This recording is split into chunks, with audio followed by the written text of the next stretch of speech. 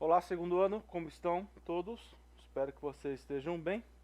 Hoje vamos dar início ao último poliedro que a gente tem que analisar, que são os cones.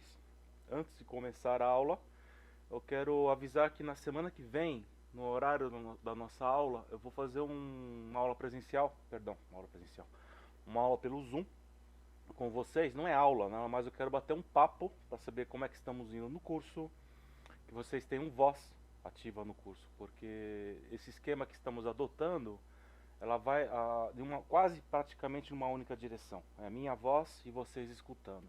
Algumas vezes alguns de vocês me buscaram no WhatsApp buscando solucionar alguma dúvida, mas foi muito raro essa circunstância. Então vamos bater um papinho na semana que vem. Eu estarei avisando vocês até sexta-feira, não? E no dia da aula, um dia que fomos marcar esse encontro, aí vai ter um link do Zoom, vocês clicam, a gente se encontra e bate um papo. Mas isso aí será na semana que vem. Tudo bem, gente? Bom, vamos começar então com cones, que é o último, como eu disse, o último poliedro que vamos ver. Aqui eu pus uma casca de sorvete, que é um típico, clássico cone, não? Mas normalmente o cone ele é representado assim, ponta cabeça, certo? Basicamente é uma estrutura não tem uma lateral definida como os prismas. A base dele é um círculo e tem um vértice aqui na ponta. Vamos dar uma olhadinha? De forma geral, um cone é um poliedro obtido da seguinte forma. Fixamos a extremidade de um segmento de reta a um ponto fixo P, como está indicando a figura aqui. Esse ponto aqui é chamado vértice, precisamente. Tal qual as pirâmides, também tem um vértice, o cone. E fazemos que a outra extremidade descreva uma figura geométrica sobre um plano que não contém o ponto P. Então, essa aqui é a definição geral, ou por generalíssima, de cones. Não, muitos autores sequer a adotam, porque é muito raro que se utilize essa simetria de cones. Então, aqui eu tenho o ponto P. Esse segmento de reta aqui, que estou indicando com o cursor, vai ser chamado de geratriz, porque gera o cone. E de acordo com a forma geométrica que eu desenho aqui no plano alfa, que é esse plano aqui da base, vou formar um sólido, que é um poliedro, que chama-se cone. Então você vê que o cone ele não está restrito a uma base circular. Ele pode ter uma base com uma forma geométrica aí qualquer. Daqui também se pode inferir que as pirâmides, é claro que eu poderia desenhar com essa, mantendo o ponto fixo no ponto P, da extremidade do segmento. Poderia fazer um polígono aqui no plano alfa. Aí então eu teria uma pirâmide, certo? Então as pirâmides elas seriam mais bem um caso particular de um cone. E o cone é o caso geral. Eu diria mais, hein? Os cones de todos os poliedros que vimos, o cone é o mais importante de todos. Porque ele, a partir dele, ele gera, faça um corte paralelo à base, no caso de um cone circular, que tem a base como um círculo, eu gero um círculo. Se eu faço um corte que toca as duas laterais do cone, as duas faces do cone, eu tenho uma elipse. Se eu faço um corte que toca a lateral do cone e a base, eu vou encontrar uma parábola. E se faço um corte paralelo ao eixo, vamos ver daqui a pouquinho com a base, eu vou ter uma hipérbole. Isso aqui nós não vamos ver. Essas quatro curvas foi um tema que eu acabei de dar para o terceiro ano. Mas eu nada mais eu menciono porque o cone de fato é um poliedro muito importante. Ele gera várias curvas. Não? Então aqui, se eu faço essa linha aqui da base ser um círculo, eu vou ter o que se denomina cone circular. Certo? Que é o cone que se estuda normalmente. Então, cone circular, como é que eu obtenho? Eu mantenho um ponto fixo aqui, por exemplo, nessa figura, o ponto A, um segmento de reta que é a geratriz, e o ponto C é o ponto que toca o plano da base. Então, eu vou manter a distância do ponto C até o ponto B, que é esse ponto que gera o eixo do cone, e faço o círculo, então vai, dado que a distância permanece a mesma, aí vai gerar o círculo na base, certo? Que é esse que está aqui embaixo.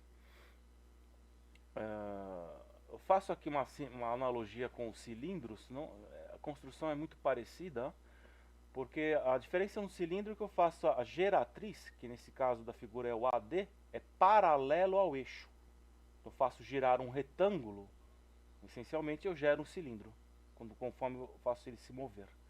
No caso do cone, como vamos ver daqui a pouquinho, é esse triângulo aqui, ó, que eu vou fazer girar, aí vai fazer um cone específico chamado cone reto, que é o que se estuda normalmente. Então os elementos do cone seriam quais? Seria o vértice, tal qual, como disse agora há pouco, as pirâmides é um caso particular de um cone, então os dois vão ter vértice, claro. Eu tenho a geratriz, que é essa reta que vai formar a superfície lateral do cone, essa reta aqui. A altura do cone, que é a distância do vértice até o plano da base. O raio da base, que é esse R que está aqui embaixo. A base, claro, está aqui. E o eixo, que é essa reta pontilhada, que nesse caso coincidiu com a altura. Aqui eu deixei as definições, e essas definições são que estão vinculadas à ideia geral de cone, que é dessa figura aqui, ó. Eu gostei delas, foi difícil encontrar na rede, hein? Normalmente os autores definem o cone como essa figura aqui, o cone reto, que é um tipo de cone, nada mais. O vértice do cone é onde ocorrem, onde concorrem ou onde convergem todos os segmentos de reta. A base de um cone é a região plana contida no interior da curva. Ele está fazendo referência a essa região aqui que está em amarelo. Isso aqui, nessa figura, a base dele seria essa região amarela. Nessa figura, a base seria esse círculo, certo? Que está no plano que a geratriz praticamente risca, não? Ou onde a geratriz dá a forma da base. O eixo do cone é quando a base do cone é uma região que possui centro. O eixo é o segmento de reta que passa pelo vértice P e pelo centro da base. Então, aqui uma forma diferente de dizer o eixo, a realidade do cone, você vê aqui, ó. Nessa figura o eixo estará inclinado. Ao redor de onde que a geratriz vai se mover. Certo? Claro que se a distância do eixo até a geratriz, dentro do plano alfa nessa figura, pode variar. Mas vai haver sempre um eixo. No caso do cone regular, um cone, esse aqui que é reto, o eixo vai coincidir com a altura, como eu acabei de mencionar. A geratriz é qualquer segmento que tenha uma extremidade no vértice do cone, que é o vértice que é esse aqui. Então a geratriz é qualquer segmento que comunica a base até o vértice. Basicamente isso. E a outra na curva que envolve a base, precisamente. Na curva que envolve a base, certo? Posso ter outros segmentos de reta que saem da base até o vértice. A gente precisa do segmento que gera da curva à base, porque a geratriz é o que vai fazer essa forma geométrica que está na base. Ser um círculo, nessa figura aqui, não? Parece uma elipse, mas está em perspectiva. Imagine um chapéuzinho de aniversário posto meio de lado, tá? Aí tem a superfície lateral, superfície do cone e seção meridiana. Deixei as definições aqui, se vocês quiserem pode ler, eu vou explicar mais adiante. São conceitos importantes. A classificação dos cones, eu tenho o cone chamado reto, oblíquo e também o cone equilátero. Interessantíssimo esse terceiro caso. O cone reto é quando o eixo é perpendicular ao plano da base, como está escrito aqui embaixo, que é esse aqui. No caso, quando o cone é reto, o que acontece? Deixei aqui na nota 1. Quando o cone é reto, ele forma um triângulo retângulo, não? Que é esse que está em vermelho aqui, ó. Certo? Quando o triângulo é oblíquo, o eixo não é perpendicular à base. Aí, nesse caso, a altura do cone não coincide com o eixo. Nesse caso, a altura estaria deslocada de lado, né? Estaria por aqui. Essa seria a altura, certo? E esse aqui é o equilátero, eu vou explicar daqui a pouco. Aqui deixei as definições, deixei uma nota 1. É um cone circular reto, é denominado cone de revolução, também é outra maneira de chamá-lo, por ser obtido pela rotação ou revolução de um triângulo retângulo em torno de um dos seus catetos. Então, quem tenta imaginar que esse triângulo vermelho aqui, ele gira ao redor desse cateto, que é a altura do cone, e com esse giro ele forma o cone. E no caso, a hipotenusa do triângulo retângulo seria a geratriz do cone, certo? Aqui do lado ele deixou o triângulo retângulo que está girando. É interessante essa figura porque eu vejo que a geratriz, vejo com claridade que a geratriz é a hipotenusa, a altura do cone é um dos catetos e o raio da circunferência da base é um segundo cateto. Claro que eu posso aplicar Pitágoras aqui para relacionar esses três. Tá? E a segunda nota é que os cones retos possuem geratriz com comprimento constante, claro. Ou seja, a hipotenusa desse triângulo não vai mudar de valor. Certo? Mas os cones oblíquos, a geratriz possui um comprimento variável. Tem que ser, vejam aqui nessa posição mesmo, a geratriz nessa posição do lado direito é menor que a geratriz do lado esquerdo. São detalhes. Mas como eu disse, normalmente se trabalha com cone reto. Tá? Para definir um cone equilátero, primeiro precisamos definir a meridiana de um cone. Bom, a meridiana, basicamente, eu faço um corte no cone com um plano. E esse corte tem que conter o eixo do cone. Quando fizer esse corte, dado que o cone é reto, vai surgir um triângulo e será um se o triângulo se é reto, se o cone é reto, então a geratriz tem um valor constante. Então, quando eu faço o corte, o plano vai gerar um triângulo isósceles, certo? Que é esse azul que está sublinhado aqui. Tá certo? Tem esse triângulo que está aqui do lado de fora, a geratriz seria esse lado, a altura do cone é a altura do próprio triângulo, e a base dele é o diâmetro da circunferência, né? Certo? Essa aqui é a que chama a meridiana do cone. É um plano. Agora sim, podemos definir o triângulo, perdão, o cone equilátero. É quando a meridiana forma um triângulo equilátero, não? Então, nesse caso, o que vai acontecer? O lado do triângulo vai ser igual ao valor da base. É como acabamos de ver, nesse caso da meridiana, no cone reto, a base é o diâmetro da circunferência, é 2R. Então, para o cone ser equilátero, essa geratriz tem que ser igual a 2R também. Aí forma um triângulo equilátero. Detalhe importante que esse ângulo aqui é 60 graus, esse é 60 graus e o de cima também 60 graus, porque o triângulo é equilátero. Tudo bem? Aqui estou escrevendo o que acabei de dizer. Bom, continuo. Áreas, eu tenho três áreas do cone, que é a área lateral, a área da base e a área total. Aqui eu peguei um cone e abri ele. Suponho que pega um cone de papel e abre ele por completo. Então o que eu tenho? A base dele, que vai ser um círculo. Você vê que a face lateral dele, que será lateral nada mais, ele é um setor de circunferência. Então eu tenho aqui a geratriz, certo? E essa curva que está aqui seria o comprimento da circunferência da base, ou seja, o comprimento desta circunferência. Vamos ver isso aos poucos. A área lateral do cone, então primeiro, que é essa aqui, ó, área lateral. A área lateral de um cone é a área de um setor circular, como eu acabei de explicar. Essa figura aqui é a área lateral, isso aqui é um setor circular. O que é um setor circular? Eu pego um círculo, aqui está o centro dele. O setor circular seria o quê? É uma fatia de uma pizza, gente. Basicamente é isso, tá? Tem incluso aqueles gráficos de setores, que chamam gráfico de setores, que se constroem dessa maneira, não? É isso aqui, essa parte azul que está aqui.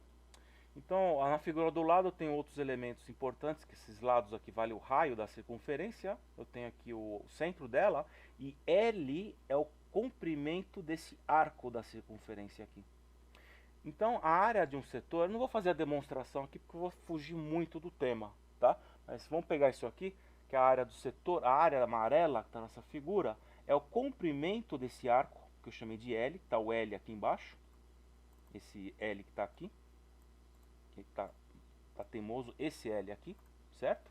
Multiplico pelo raio da circunferência, que é o R que está aqui, e divido por 2. Isso aqui é a área de um setor de uma circunferência. Claro que se o L, que é o arco, for a volta completa na circunferência, esse L vai ser 2πr, né? Então, 2πr vezes R dá 2πr ao quadrado, o 2 corta com 2, a área vai ser da circunferência πr ao quadrado, certo? Para o caso de um cone circular, o raio do setor circular é a geratriz. Então aqui é importante não confundir o raio da base com o raio desse setor circular, tá? Então aqui está, de novo o cone foi aberto. Então aqui eu tenho, isso aqui é o setor circular. Então o raio da circunferência, esse R que está aqui, vai ser, no caso do cone, a geratriz dele. E o raio R é o raio da circunferência da base. Importante não confundir, ó. Aqui estou exaltando isso. Esse R aqui é esse R da circunferência, certo? Que no caso do cone vai ser a geratriz. É isso que eu estou dizendo aqui. E o comprimento da circunferência, no caso o comprimento da circunferência da base, que é 2πr, vai ser o arco L. Então eu substituo, pego a área do setor, o L é o, no caso, para o cone, esse comprimento L vai ser a volta completa da circunferência, ou seja, esse 2πr que está escrito aqui. Então no lugar do L eu coloquei o 2πr, está aqui. O raio do setor circular é a geratriz, então aqui está o G, e divido por 2. Então eu corto o número 2 e saio nessa equação. Que a área lateral do cone vai ser π vezes o raio multiplicado pela geratriz. Certo? E a área da base do cone é a área da base da circunferência, né? πr ao quadrado. A área total do cone, então, vai ser a soma da área da lateral mais a área da base. A área lateral do cone, πrg, está aqui.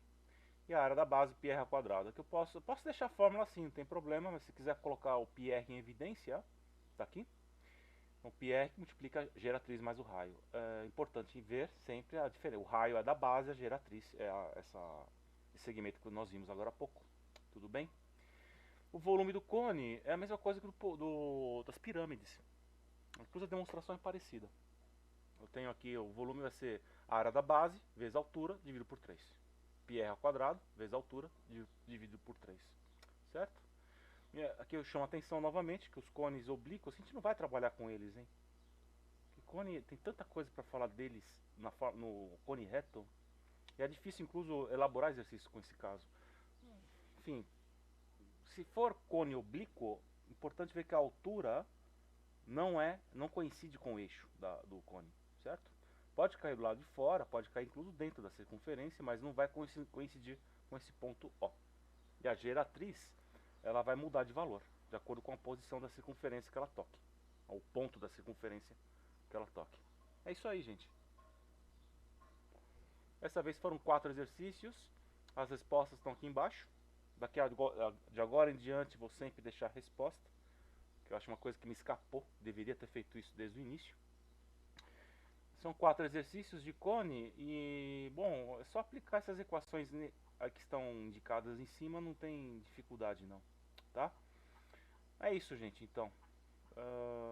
Vou deixar esse material com vocês, como tenho feito até agora, e fica pendente então esse encontro que vamos ter na semana que vem, tá certo? Pelo Zoom.